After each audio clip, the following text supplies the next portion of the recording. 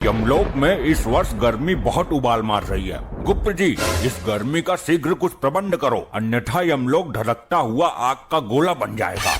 प्रभु, अग्निदेव कुछ ज्यादा ही रुष्ट हैं यमलोक से। लगता है ब्रह्मदेव से उनकी शिकायत करनी पड़ेगी। आखिर कब तक उनका इस कदर प्रकोप सहेंगे यमलोकवासी?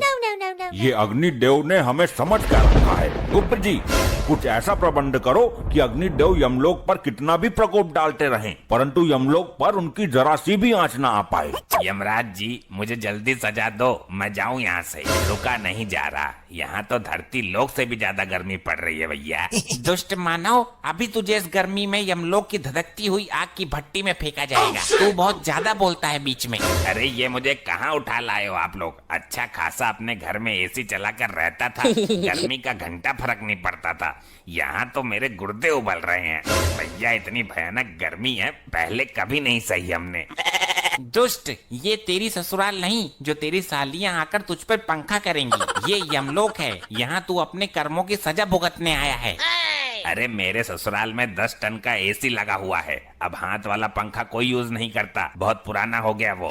ये एसी क्या होता है मानव? अरे आप लोगों को एसी के बारे में नहीं पता? क्या बात कर दी आपने? प्रभु, इसके झांसे में मत आइए। जरूर ये यमलोक से बचने के उपाय अपने शातिर दिमाग में रच रहा है। अरे नहीं, एसी में तो बहुत ठंडी ठंडी हवा आती है। काश यमलोक में भी एसी लगा होता तो यहाँ भी इतनी गर्मी नहीं होती। गुप्त जी, हमें जरा एसी नामक यंत्र पर रिसर्च करके अति शीघ्र बताओ। जी प्रभु। प्रभु, मिल गया। क्या मिल गया? प्रभु, गर्मी से बचने का यंत्र मिल गया। बहुत खूब, विस्तार से बताओ हमें इस यंत्र के बारे में। प्रभु, यदि एसी नामक यंत्र यमलोक में लगा दिया जाए तो यमलोक की सारी गर्मी दूर हो जाएगी। फिर चाहे अग्निदेव कितना भी गुस्सा करते रहें, उनकी सारी गर्मी ठंडी हवा में परिवर्तित हो जाएगी। बहुत खूब, जल्द ही इस यंत्र को यमलोक में लाया जाए। प्रभु, यह मानव निर्मित यंत्र है जो धरती लोक का है, अतः हमें धरती लोक से लेके आना होगा। ठीक है, अति शीघ्र धरती लोक के लिए प्रस्थान करिए गुप्त जी। इस यंत्र को उठा कर लेके आओ। प्रभु, मुझे भी गुप्त जी के साथ भेज दो धरती पे एसी लाने के लिए। मुझे एसी के बारे में सब पता है, कहाँ अच्छी मिलेगी। अच्छी से अच्छी एसी गुप्त जी को दिलवा दूंगा। दुष्ट मानव, तूने बहुत आनंद लिया है अपने ससुराल में एसी का। अब हम तेरी ससुराल का ही एसी यमलोक में लगवाएंगे।